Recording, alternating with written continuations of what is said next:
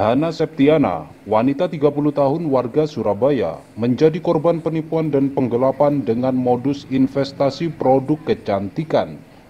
Hana baru menyadari bahwa dirinya sedang ditipu ketika uang yang sudah ditransaksikan senilai 84,5 juta rupiah tidak dapat dilakukan penarikan. Akibatnya, Hana pun melaporkannya ke Polrestabes Surabaya Jumat 21 Juni 2024 lalu.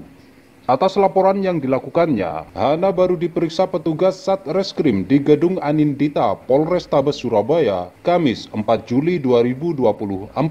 Hana diperiksa sebagai saksi korban atas dugaan tindak pidana penipuan dan penggelapan. Dalam pemeriksaan tersebut, Hana menceritakan bagaimana awal mula investasi bodong itu terjadi sehingga mengakibatkan kerugian baginya. Kronologinya itu dimulai pas tanggal 20 Juni hari Kamis. Itu saya dimasukkan ke grup komunitas yang bernama Komisi Dadakan 5 sama orang yang mengaku namanya Amelia. Amelia ini memberi tugas ke saya untuk membuat akun di website namanya something.info. Nah, setelah itu, setelah bikin akun sama join WhatsApp grup sama join WhatsApp channelnya mereka, itu saya dapat komisi 45.000. Setelah itu saya disuruh ke Telegram, terhubung sama Telegram namanya Mbak Pratita Irawan. Nah, Mbak Pratita ini memberikan saya beberapa tugas terkait screenshot di website something.info itu dan top up. Lah, top upnya itu awal-awal hanya 150.000. Nah, dengan komisi 272.000, jadi total yang bisa saya tarik itu 522.000. Itu bisa saya tarik hari pertama ke rekening saya. Nah, pas hari kedua, kan saya kan otomatis tergiur lagi ya. Setelah itu top up-nya mulai besar nih, mulai dari 4 juta, 9 juta, 11 kayak gitu. Nah, saya tetap tergiur itu ya karena saya percaya gitu loh, website itu bisa narik. Ternyata di tengah-tengah waktu saya top up sejumlah 11 sama 9 juta itu nggak bisa ditarik. Alasannya karena ada kesalahan administrasi yang menyebabkan angka kredit saya itu berkurang dari 100 jadi 90.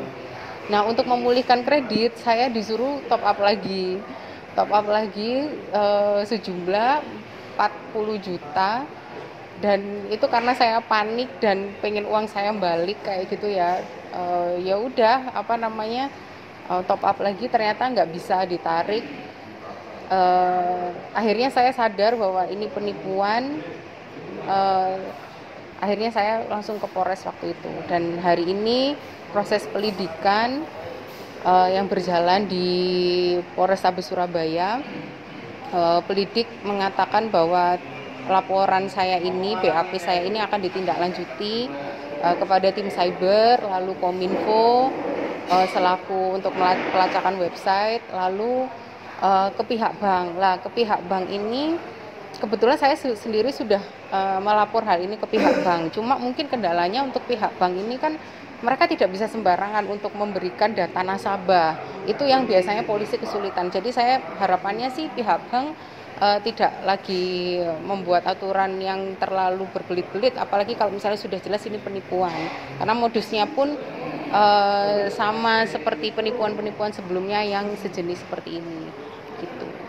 Dalam dugaan tindak pidana penipuan dan penggelapan berkedok investasi produk kecantikan ini, salah satu komplotan penipu bernama Yeni Puspita justru mengancam Hana akan melaporkannya ke Ketua Dewan Pers, Nini Rahayu. Tidak hanya itu, penipu juga mencatut nama Kapolda Jatim Irjen Pol Imam Sugianto dan Kabaharkam Polri Komjen Pol Fadil Imran.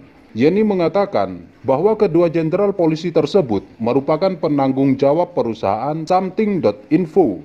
Hingga berita ini dinaikkan, belum ada keterangan resmi dari kepolisian atas pencatutan nama kedua jenderal polisi dalam kasus penipuan ini. Terus itu kan mencatut nama pejabat. Oh iya, itu gimana? Nah, ceritanya waktu tanggal 21 itu kan saya langsung lapor ke Polrestabes Surabaya tentang ini, dan terus saya ngasih dong bukti bahwa saya benar-benar melaporkan hal ini ke Polrestabes Surabaya ke namanya Mbak Yeni Puspita yang di Telegram. Nah, Mbak Yeni itu malah mengancam saya. Awalnya itu mengancamnya pakai membawa nama Ketua Dewan Pers Bu Nini Rahayu. Nah, setelah itu mengancam lagi membawa nama Kapolda Jatim Pak Imam Sugianto. Katanya beliau penanggung jawab mereka kalau misalnya terjadi apa-apa dengan pihak berwajib. Lalu saya tetap bilang ya sudah laporkan aja orang Pak Imam kan jenderal kami yang baik hati, aku bilang gini. Terus ternyata bawa lagi nama kabar harkam Pak Fadil Imran, yang mana beliau bilangnya si penipu ini bilang Pak Fadil Imran Pak Imam itu penerusnya Pak Fadil Imran, jadi akan bertanggung jawab ketika terjadi apa-apa gitu. Ya itu terus dalam proses dimintai keterangan tadi ya, itu dikasih penjelasan nggak bahwasanya tidak ada sangkut pautnya dengan pejabat-pejabat polisian?